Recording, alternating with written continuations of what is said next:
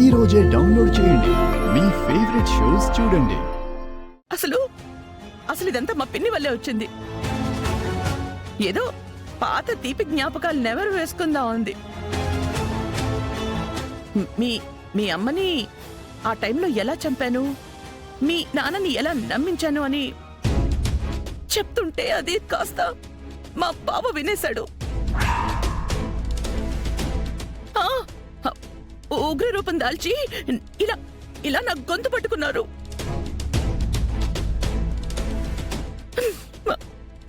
ఆ క్షణమే నా పై ప్రాణాలు పైకి పోయాయి. అలా పోయినా బాగుండు. అలా తన ప్రాణాలు తీసుకోవాలనుకున్నప్పుడే నా గొంతు వదిలేసి వెళ్ళి గెస్ట్ హౌస్ కి వెళ్ళి విషం తాగాడు.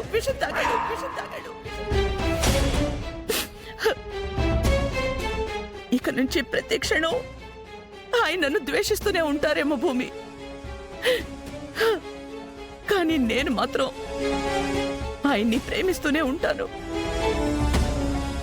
ఆయన ప్రాణానికి నేను కాపలా కాస్త బ్రతికేస్తాను భూమి. తుడుచుకుంటావా నీ మొసలి కన్నీళ్లు? నువ్వు చెప్పిందంతా నేను నమ్మేస్తాననుకున్నావా? నాకు తెలుసు భూమి, నువ్వు నమ్మవని నాకు తెలుసు. ఆత్మహత్య చేసుకోవడానికి ముందు ఆయన ఒక వీడియో చేశారు.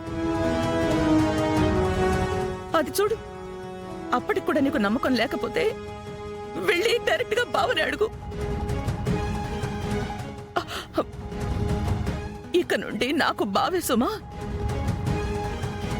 ఏ జన్మలోనూ నీకు మాత్రం తండ్రి నవ్వరు అని చెప్పేశాడు. చూడు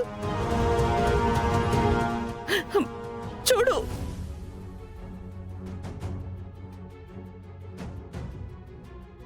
మీరందరూ నన్ను క్షమించాలి. నేను ఆత్మహత్య చేసుకుని చనిపోవాలని నిర్ణయం తీసుకున్నాను.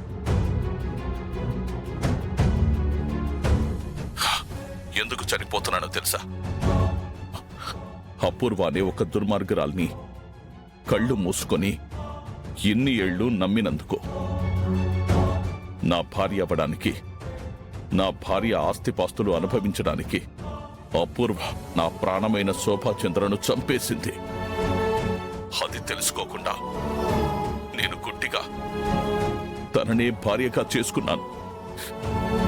తన మాటే నమ్ముతూ వచ్చాను. అప్పటికే కేపీ భూమి చెప్తూనే ఉన్నారు, నా శోభను చంపింది అపూర్వే అని. ఇన్నాళ్ళు వాళ్ల మాటల్ని గుడ్డిగా కొట్టిపారేస్తూ వచ్చాను. ఈ విషయంలో కేపీ, నువ్వు నన్ను మనస్ఫూర్తిగా క్షమించాలి. నీకోసం చచ్చిన నా మీద తనలో ద్వేషం పెరిగేలా చేయండి. అలా అయినా ఆ తల్లిని దూరం చేసుకున్న పాపం కొంతైనా తగ్గుతుంది.